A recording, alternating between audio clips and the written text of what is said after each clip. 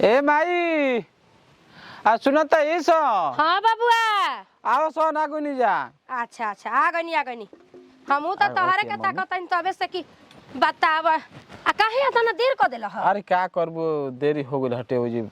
चल कनिया होने तू चलता है ना वह हम अबे से ताकतनी आज जानो तरह की अक्सरुआ माई भी यही पकड़ता पकड़ भारी भारी लड़ावा ले ले मम्मी बाड़ी खाड़ा हो खोला बबुआ पलकी के बड़िया मंगिया बहोरी हो खोला बबुआ पलकी के बड़िया मंगिया बहोरी हो खोला बबुआ पलकी के बड़िया कैसे में खोलिया माँ पलकी के बड़िया हो मोरा जांगे वो लरल बाड़ी सासू जी के थी। अब हमार सपना पूरा हो जाई। बाप रे बाप कातना हम सपना सजैले रहिया ऊ त भैंसिया खा खा के चरबिया गई रहे हैं आ कातना ही हमार पतो है एकदम सने है। बाप रे बाप एकदम सने है का कहीं सीख से छेद दिल पर खुनिया न जाई हो दादा तुरंत ले। भगवान करस कि आते तब तहरा का बेटा देस कि हम दादी कहाई तू मम्मी कहाई तोर सपना पूरा हो गई। घर में चला जा अब तोर सपना हम पूरा कर पावत नहीं। बुढ़िया तू जितना सोचत नहीं हम दादी बन जाए ना कइलू तोरा के दादी को ना बने दे सबके विनाश करम सत्यानाश करम जैसे हमरे के बच्चा खाती तड़पा के मरली भईस उसे ही हम तड़पा के तोरा के मारम देख ले। जय गुरु गोरखनाथ। आज ये हम गांव में प्रवेश करतनी जैसे वो गांव में हमारा के हंसी खुशी से लोग बहुत दान पुण्य कैल वैसे आज ये गांव में गुरु गोरखनाथ तहरा महिमा से हमारा के बहुते कुछ मिली।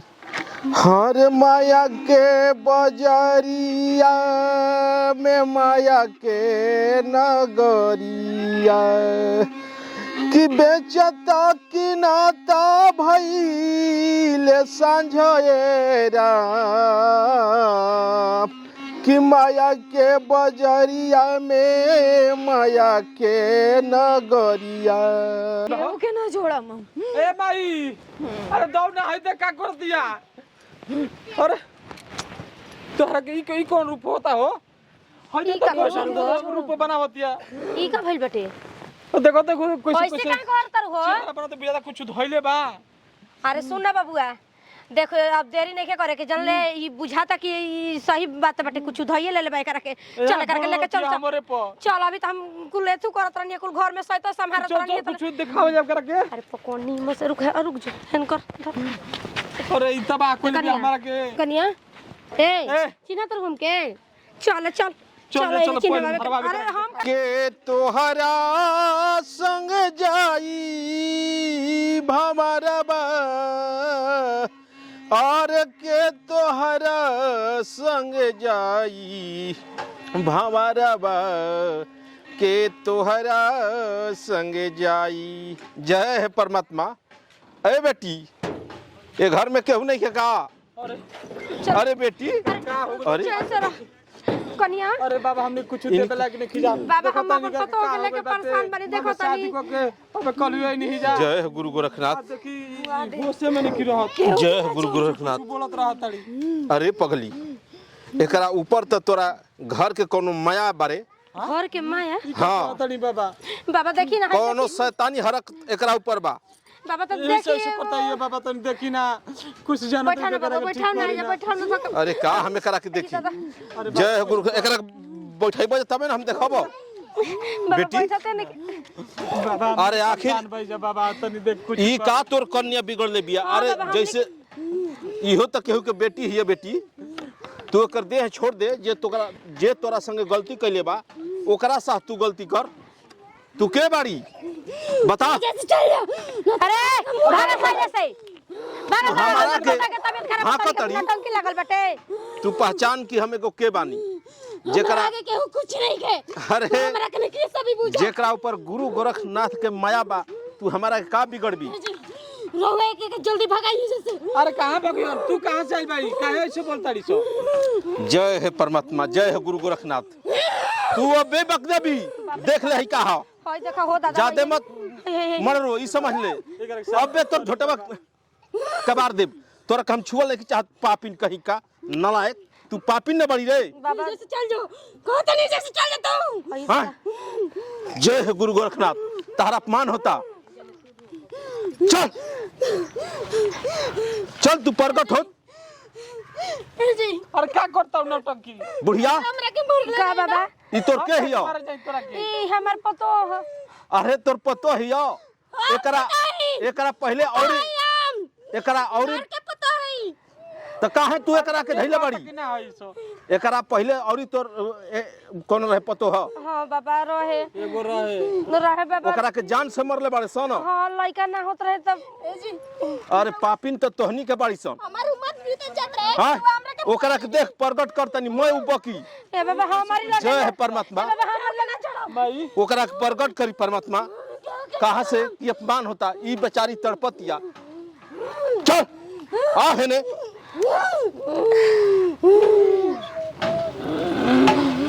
एक शरीर छोड़ तू।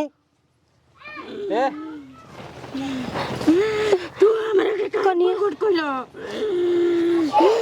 अरे आखिर ई लड़की तोर का बिगड़ रहे?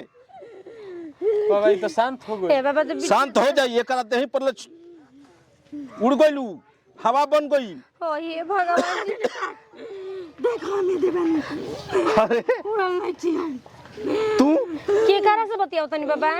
अरे तो तोर ईमान ले तोर ई का बिगड़ रहे? इहो तो केहू के बच्चा है तोरे ऐसन बिया। कनिया हाँ जवन तोरा के मरले बिया ओकरा देह पर जो ओकरा के सताओ। ना बाबा ई कुल काहे के खातिर कहत तारी? बरोबर साधु महात्मा तो ये बहसो हत्यारा बहसो करे बुढ़िया पापिन तोहनी के बड़ी सन। ई तड़पत त एकर आत्मा। बाबा तई देखी बताओ तोहनी के तड़पाई ना?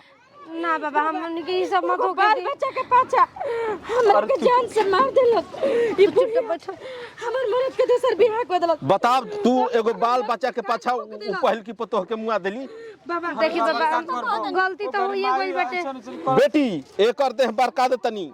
काहे से कि ई ई दूसरा घर के बालक बिया आ जन तोरा के सतौले बड़ी सन ओहनी के सताओ। पहल के हमर मेरा तन मर गेल बिया उहे तारा पर परत रहियो। तुम मर गइल बड़ी तो हमरा से काहे के पड़त नहीं हुआ के? मैं मार का दोस्त बा। अरे हमनी के तो हाथ दोष नहीं के हमनी के ना दोस्त नहीं खे तोरे के कितना बड़का पापी बहुत रे हत्यारा बड़ा सा। का तोरा के माफ कर से तोहनी के? तू तो हमर पति रहनु। तू अपन माई के बात सुन के तू हमरा के मार देलो जान से एगो। अरे हमनी के छोड़ दो। बेटी बाबा हमनी के चल बेटी तू एहनी के माफ कर। काहे से कि तोर अगला जन्म में तू माँ बनबी, तोर अगला जन्म में मानो के तन पैबी। ना बाबा हम एकनी के छोड़म ना, कोनो हाल में ना छोड़म एकनी के। अरे गलती क तोहनी के कहत से बचाई क घड़ी हम बचाई तोहनी के। अरे बाबा भूल में गलती हो गई लगा के पाचा ऐसन कबो दोबारा ना होई बाबा बचा। हाँ बेटी देख तोरा से हाथ जोड़ तनी तू हमार बात मान। ए मतार कोनो गलती नहीं है लेकिन तू एकने के घरे आइल बाड़ू। हम जान रहे कि तू वंश के बढ़ा देबू लेकिन ये वंश के बढ़ावल हम नहीं के चाह। ठीक बा बेटी तू हमार बात मान। गलती कइले बा दीदी रहुआ काहे गलती करत है? रहुआ के मुक्ति चाहिए ना, हमनी के मुक्ति दिवाइन जरूर के। जय है परमात्मा। बेटी तू हमार बात मान। काहे से कि तोर बाप बराबर बानी जनली तोरा के हम मुक्ति दिवा दे। जय है परमात्मा। चलो एकरा के शांत करो।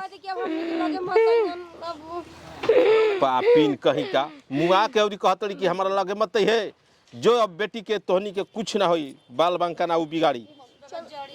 बाबा हमनी के सही सलामत रह। जड़ी के कोनो जरूरत नहीं के जनली। चल एक खाली तोर घर धांग देतनी। चली बाबा जय है गुरु गोरखनाथ। ना कर चाहिए बल्कि हो गेल हमनी प्यार करी। बाबा ना आइला तो हमर पुतू के जाने न बचे रही।